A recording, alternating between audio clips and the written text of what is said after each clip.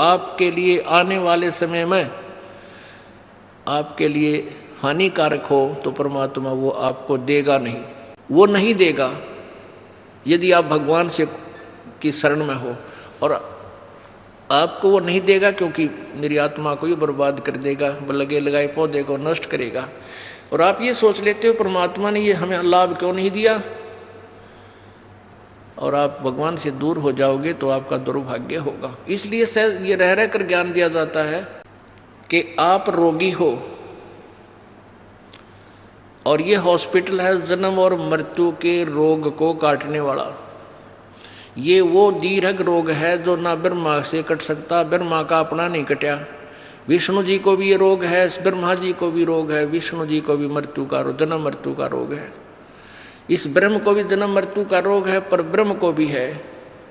केवल एक परम अक्षर ब्रह्म है वो परमात्मा जो जन्म और मृत्यु के रोग को काट सकता है। और वो ये हॉस्पिटल है बरवाला आश्रम, सतलोक आश्रम बरवाला। यहाँ पर उस दीर्घ रोग का ऑपरेशन होता है। अब सच परमात्मा के दरबार में आप आगे, जैसे आप हॉस्पिटल चले जाते हो, आज हॉस्पिटल में जाके आप डॉक्टर को अपना रोग बता देते हो, डॉक्टर अपनी जांच करके क्लियर कर लेता है कि हाँ आपको ये रोग है, फिर वो आप कहते हो जी ट्रीटमेंट कर दो। तो उसमें डॉक्टर आपका ट्रीटमेंट करता है, आपका जो है इलाज करता है, तो उसमें आपकी सलाह नहीं लेगा। वो अपने हिसाब से आपको इंजेक्शन लगाना है इंजेक्शन लगाएगा ही लगाएगा, ग्लूकोज लगानी है ग्लूकोज लगाएगा। और यदि ऐसी कोई स्थिति आ गई तो आपका ऑपरेशन भी करेगा। हाँ, इतना अवश्य बता देगा कि इसके ऑपरेशन की आवश्यकता पड़ेगी, बोल तरीके सलाह है। यदि आप कहोगे ऑपरेशन नहीं कराता तो जा अपने घर में मर, ऑब्जेक्शन है तो जा, फिर जाते मरेगा। तो ऐसे ही यहाँ आप आगे, और ये दास डॉक्टर है, परमात्मा कबीर जी की पावर से सारा काम होगा। तो आपको जैसा भी कुछ मिले, जैसा भी मालिक रखे, आपको नो ऑब्जेक्शन होना चाहिए। यानी जो रखे तो ही रहूं मेरा के सारा, खाने जाद खरीद हूँ गुलाम तुम्हारा। परमात्मा जैसे भी आपको रखे, अब चाहे आपको ये दिखे कि हमारे ये हानि होगी, नहीं, हानि नहीं, ना जाने के बड़ा कहर टाल दिया आपका, आप नहीं सोच सकते, आप बालक हो।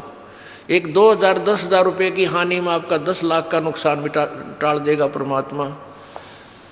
और आप ये सोचोगे कि हमें ये हानि नहीं होनी चाहिए थी, हमने नाम भी ले रखा है, तो ये आपकी गलती है। पुण्यात्माओं,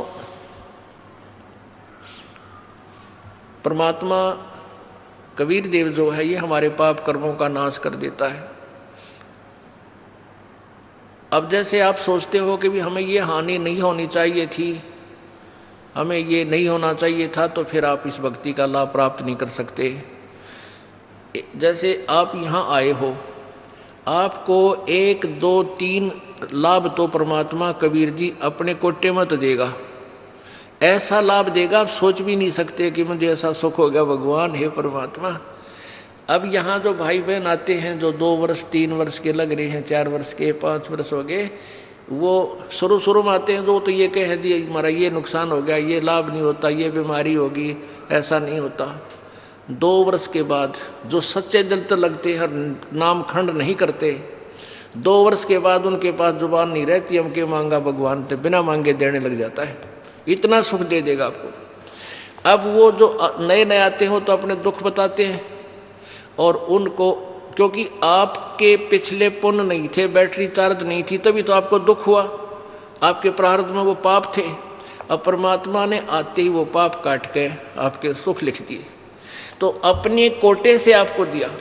फिर आपको कहा जाता है कि बेटा बच्चा बेटी अब तू भक्ति करके अब अपनी कमाई स्वयं कर।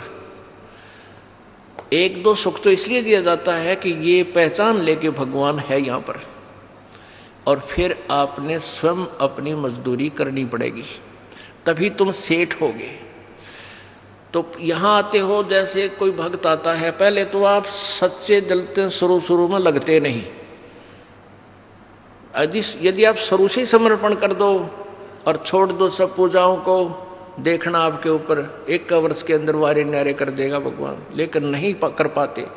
उसके लिए काल ने हमें कैसे बांध रखा है, जैसे एक परिवार में एक आदमी नाम ले लिया एक व्यक्ति ने और 5 व्यक्ति अनुपासना करने वाले, तो आपके नियम को वो खंड करवा देते हैं और फिर आपको हानि होनी बराबर रह जाती है, वो लाभ पूरा नहीं मिलता। फिर आपको समझाया जाता है, दृढ़ किया जाता है कि ये पूजा मत कर, अनुपासना नहीं करनी है। परमात्मा कबीर जी कहते हैं 100 वर्ष तक सतगुरु पूजा एक दिन अनुपासी, वो अपराधी आत्मा फिर पड़े काल की फांसी। 100 वर्ष आपने साधना कर रखी है, परमात्मा की साधना, सत्य साधना, एक दिन अनुपासना कर ली, अन्य देवी देवता या क्रियाक्रम कर दिया तो तेरा सारा नष्ट हो जाएगा।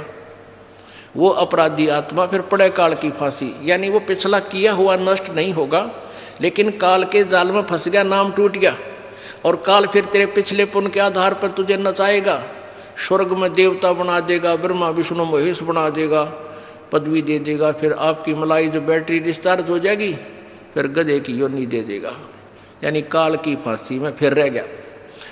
तो ये साधनाएं आपने जो हम बताते हैं शुरू में ही प्रारंभ से ही दृढ़ निश्चय करके आओ और सब आप अनुपासना को और सब मर्यादा जो आप हमारे नियम को भंग करती हैं इनको तुरंत त्याग दो और फिर देखना। अब जैसे कोई भक्त आता है अनजान, जो ज्ञान नहीं समझ रहे, वो कहते हैं जी मेरे को ना 4 महीने हो गए नाम लिए ने, मेरे को 10 महीने हो गए और मुझे कोई लाभ नहीं हो पा रहा, मैंने पाठ भी करा दिया, ज्योत भी बोल दी। उसके 2 कारण हो सकते हैं। एक तो ये है कि आपने बीच में कोई नाम खंड किया हुआ है या आपका नाम खंडित है। जब नाम कनेक्शन कट गया तो पावर आएगी नहीं, तो बिजली नहीं आएगी, तो आपके पंखे चले ना कूलर चले। दूसरा ये कारण हो सकता है कि आप जैसे सर्दियों के मौसम में आपने स्वेटर भी पहन रखी है, जूते भी पहन रखे और फिर भी आपको सर्दी लग रही है, तो क्या कारण है कि सर्दी घनी है। सर्दी घनी है तो उसका क्या उपाय है कि जर्सी और पहन, और जर्सी से भी सर्दी लग रही है तो कंबल और ले। उसका विकल्प यही है और तरीका नहीं। अब कोई ये कहे कि मैंने स्वेटर भी पहन रखी और फिर भी सर्दी लगती है, क्या फ़ायदा हुआ, मैं तो स्वेटर निकाल कर फेंक देता हूँ, तो वो बोली बूच होगा होता है।